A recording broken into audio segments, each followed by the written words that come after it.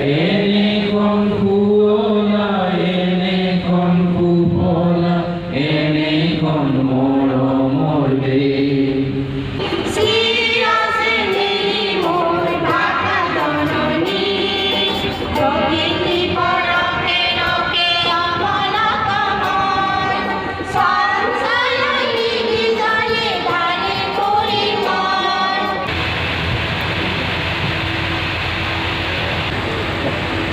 Bapak akan hanya pada desa Bonima.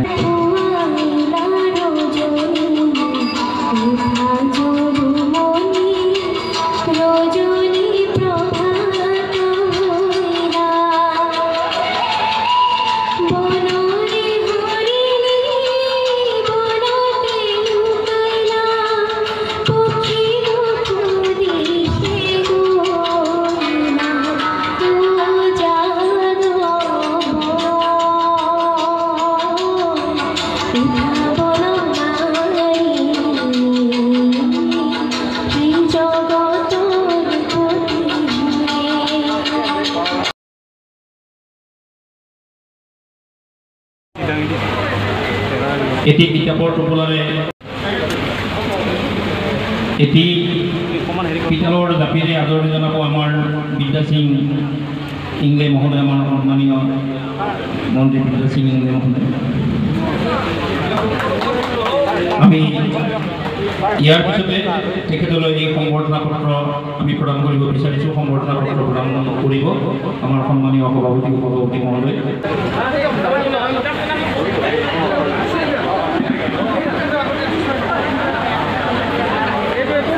এটি স্মারক আমার প্রদান করিব আমার বিশ্বজ্যোতি হাজরিকা ক্রমে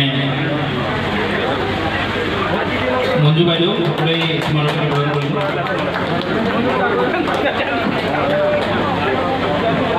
ডাকি গৈছে অকণমান মোবাইল আমাৰ জাতীয় জীৱনৰ আটাইতকৈ আবেগ জড়িত হৈ আছে আমাৰ চিৰচেনী ভাষাজনৰ সকলো প্ৰেমলৈ সকলো বিষয়লৈ মই শ্ৰদ্ধা নিবেদন কৰিছোঁ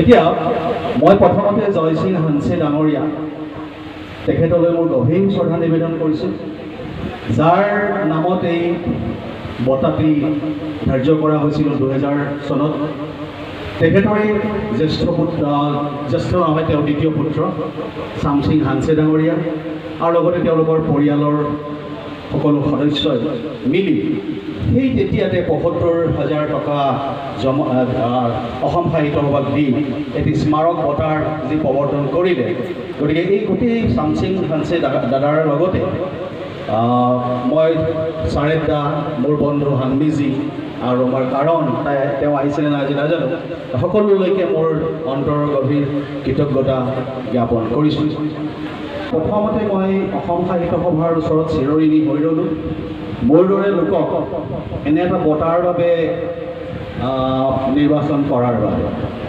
যিহেতু ইয়াত ইতিমধ্যে মোৰ আগত কেইবাগৰাকীও বৰ স্বনামধন্য লোকক এই বঁটা দিয়া হৈছে সেইসকলৰ মাফেৰে মই সেই যোগ্যতা অৰ্জন কৰিব পাৰিছোঁ নে নাই নাজানো কিন্তু মোকো এইবাৰ নিৰ্বাচিত কৰা হ'ল বঁটা এটা ঘোষণা কৰিলে অনুপ্ৰেৰণা পোৱা যায় আনন্দ পোৱা যায় সেইটো এটা স্বাভাৱিক কথা গতিকে মই নিশ্চয় ময়ো আনন্দ পাইছোঁ আৰু মই আচৰিত হৈছোঁ যে ইমানবোৰ লোকে মোক শুভেচ্ছা জনাইছে মই ফোনটো ধৰি ততেই পোৱা নাছিলোঁ প্ৰায় 2 দিনমান আৰু অসমৰ বিভিন্ন ঠাইৰ পৰা লগতে বাতৰি কাগজত ইমান ভালকৈ গোটেই নিউজটো প্ৰকাশ কৰিছে সেইটো এটা কাৰণ হৈছে লগতে ফেচবুক মোৰ নিজৰ ফেচবুক নাই কিন্তু মই দেখিছোঁ যে ফেচবুকত মানে বিভিন্নজনে মোৰ বন্ধু পৰম বন্ধু ভৱপ্ৰসাদ দেউৰী মোৰ বন্ধু গুৱাহাটী কলেজৰ ইংলিছৰ হেড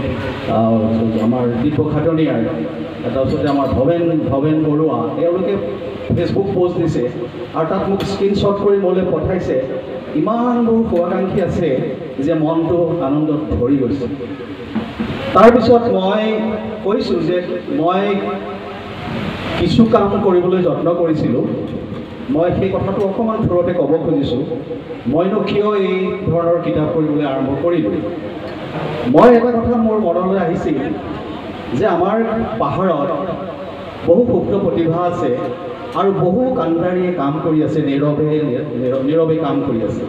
গতিকে সেইসকলক অসমৰ ভৈয়ামৰ বৌদ্ধিক সমাজৰ লগত পৰিচয় কৰি দিয়াটো এটা মোৰ নৈতিক দায়িত্ব বুলি মই ভাবিছিলোঁ। আৰু সেইকাৰণে 1909 চনত সমন্বয় ৰূপকাৰ কিতাপখন কৰিছিলোঁ আমাৰ অতি শ্ৰদ্ধাৰ তেৰাং ছাৰৰ বিষয়ে। এটা মই সাতভৰিত এটা লেখা লিখিছিলোঁ, হোমেন বৰগোহাঁই ছাৰে মোক লিখিব দিছিল।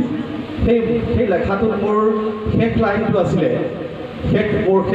আছিলে যে তেওঁ পাহাৰ ভৈয়ামৰ সেতুবন্ধনকাৰী আৰু সমন্বয়ৰ ৰূপকাৰ।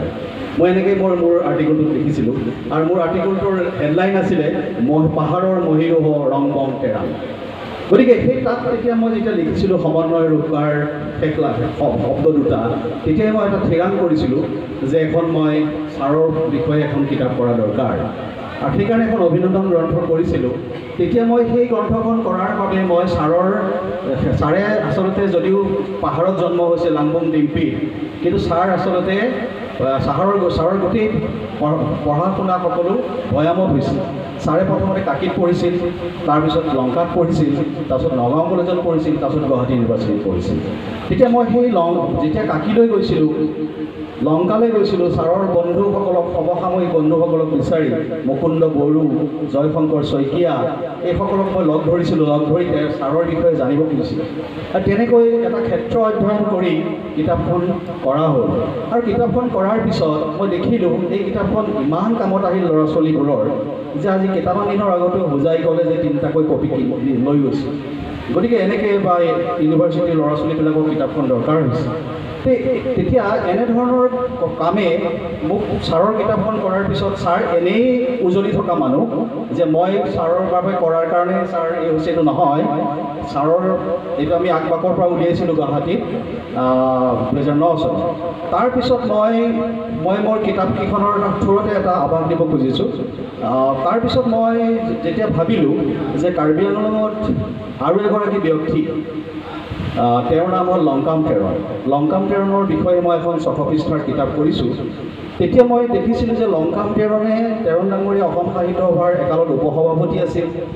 তাৰপিছত তেখেতৰ মই ডকমকাৰ ঘৰলৈ যাওঁ, তেওঁৰ ঘৰটোৰ নাম টিকটিকুটি। যেনেকৈ আমাৰ হীৰেণ ভট্টাচাৰ্য কবি বিখ্যাত, তেখেতৰ ঘৰটোৰ নাম স্নেহতীৰ্থ, তেনেকৈ তেখেতৰ ঘৰটোৰ নাম ডকমকাৰ ঘৰটোৰ নাম টিকটিকুটি। মই টিকটিকুটিলৈ বাছেৰে অহা যোৱা কৰিছিলোঁ, কেতিয়াবা বৰষুণতো তিতিছিলোঁ, আৰু মই তেখেতৰ ঘৰতে খোৱা বোৱা কৰিছিলোঁ। আৰু কৰি মই তেখেত বৰ অসুস্থ আছিল, কিন্তু মই তেখেতৰ গোটেই কথাখিনি মই সেই কিতাপখন তেতিয়া কৰিছিলোঁ। কৰি মোৰ ইমান আনন্দ লাগিছিল, কিন্তু দুখ পাইছিলোঁ এটা কথাতে যে তেখেতৰ হাতত জীৱিত অৱস্থাত মই কিতাপখন তুলি দিব নোৱাৰিলোঁ। তেওঁ তাৰ ইতিমধ্যেই অসুখ আছিল আৰু তেওঁ ইহলীলা সম্বৰণ কৰিলে। একেদৰে চামচিং হানছে, আমি য'ত আজি থিয় হৈ আছোঁ, এই ৰাংচিনা ভৱনটো তেখেতে 1982 চনত আমাৰ 49 সংখ্যক যি সাহিত্য সভা হৈছিল, আমাৰ ইয়াতে ৰাংচিনা নগৰ বুলি নাম দিয়া হৈছিল, এইখিনিতে কলেজৰ আশে পাশে সীতানাথ বৰ্মা চৌধুৰী মহোদয় সভাপতি আছিল। আমি তেতিয়া ভি লিখা আমি হেৰি আছিল, আমাক ভি এটা লিখি দিছিলে, মানে ভলণ্টিয়াৰ। ডিব্ৰু কলেজৰ তেতিয়া আমি পঢ়ি আছিলোঁ, আমি সৰু আছিলোঁ। গতিকে আমাৰ অৱস্থাটো যেতিয়া ভি আছিল, মানে ভলণ্টিয়াৰ, তাত ভূপেন হাজৰিকাৰ ওচৰত আমাক যাব দিয়া হোৱা নাছিল, ভয় ভি আৰু আমি সৰু ল'ৰা আঁতৰি থাকিব লাগে। গতিকে সেই সময়ত চামচিং দা কেনেকুৱা ধৰণৰ মানুহ চাওক। চামচিং দা খুব খঙাল আছিল, আৰু কিন্তু অন্তৰখন বৰ উদাৰ আছিল, বৰ ডাঙৰ। চামচিং দাই সেই অসম চৰকাৰে যেতিয়া হিতেশ্বৰ শইকীয়াৰ চৰকাৰ আছিল, অনুদান দিয়া নাছিল অসম আন্দোলনত ভাগ লোৱাৰ কাৰণে অসম সাহিত্য সভা। গতিকে চামচিং দাই গোটেই নৰ্থ ইষ্টৰ সকলো জেগালৈ গৈ, বিশেষকৈ নাগালেণ্ডত গোবিন্দ বৈৰা এইসকলৰ সহায় লৈ, অৰুণাচলত ফংচি ছাৰ এইসকলৰ সহায় লৈ, আৰু বিভিন্ন ঠাইৰ পৰা ছাৰে আমাৰ হানছে ডাঙৰীয়াই পুঁজি সংগ্ৰহ কৰি, ছত্ৰসিং তেৰণ মহাশয় আছিলে, তেখেত সভাপতি আছিলে আদৰণি সমিতি, একেবাৰে দিগ্গজ লোক আৰু গোটেইকেইজন। গতিকে তেওঁলোকে এই গোটেই মানে যিটো সুন্দৰকৈ সাহিত্য সভা পাতিলেই আমাৰ 49 সংখ্যক খুব ছাকচেছ হৈছিলে। তাৰপিছত দেখা গ'ল তাৰে ৰাহি ধনেৰে এই জেগাটো ৰাখিলে। এই জেগাত ৰাখি থ'লে আজি আমি য'ত আজি মিটিং কৰিব পাৰিছোঁ, সভা কৰিব পাৰিছোঁ, ৰাহি ধনেৰে তেওঁ এনেই বৰ সমস্যাৰ আছিলে, তথাপি তেওঁ এইখন ৰাহি ধনেৰে তেওঁ এই লাংচিনা ভৱনটো কৰি থৈ গ'ল, যাৰ কাৰণে আমি আজি বহিব পাৰিছিলে। গতিকে মই দেখিছোঁ যে চামচিংগাৰ যিটো বদন্যতা আৰু যিটো উদাৰতা, তেখেতে জয়সিং হানছে বঁটাটো কৰি থৈ গ'লেই তেওঁ তেতিয়া কোনো ক্ষমতাটো নাছিলে। মানুহৰ যে ইচ্ছা থাকিব লাগিব, মানুহৰ ভিতৰৰ পৰা এটা নিৰ্ভীত গুণৰ পৰা মানুহৰ এটা খুব ভাল মন থাকিব লাগিব। ভাল মন থাকিলে, ভাল ইচ্ছা কৰিলে, সমাজৰ কাৰণে কাম কৰিম বুলি ভাবিলে যে মানুহে ক্ষমতা থাকিলেহে পাৰে, সেইটো কথা নহয়। ইচ্ছা থাকিলে মানে ভৰে ডেগাৰী জুই ডেৰাই জুই, সকলোতে এনেকুৱা কথা। গতিকে মই ভাবিছোঁ যে চামচিংগাৰ কাৰণে আমি আজি পাইছোঁ। চামচিংগাৰলৈ মই পুনৰ মোৰ শ্ৰদ্ধা নিবেদন কৰিছোঁ।